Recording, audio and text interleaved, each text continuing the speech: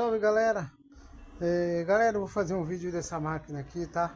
Essa máquina aqui é uma máquina Consul. Essa máquina aqui a cliente me chamou, disse que já tinha ido 3 pessoas lá para consertar a máquina e a máquina aí tava fazendo zoada, tá?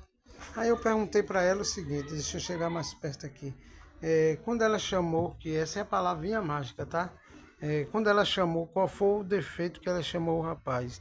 Aí ela disse que o rapaz trocou o mecanismo da máquina, tá galera?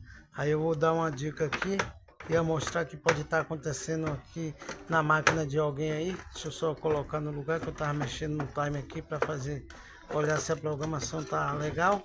Eu tô aqui em um depósito, tá? Aqui é um depósito onde eu monto as coisas usadas, as coisas que a gente demora de dar jeito, tá? Mas eu descobri aqui o seguinte, a tampa tá aqui também. Deixa eu pegar aqui a tampa, tá? E aqui a gente desarma tudo para poder a gente dar um diagnóstico legal, tá?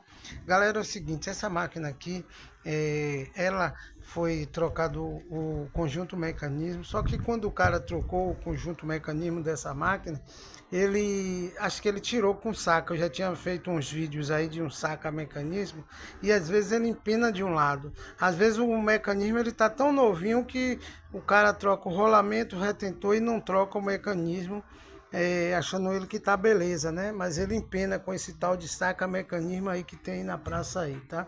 Então vou botar aqui para centrifugar para você ver.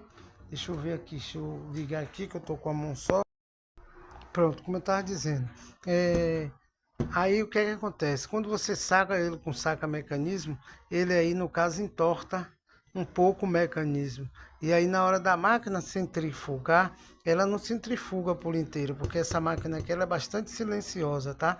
Essa máquina ela é bastante silenciosa e ela não faz zoada. Então na hora que centrifuga, aquela parte chega que faz isso aqui, tá? Eu vou botar aqui para você ver como é que ela faz.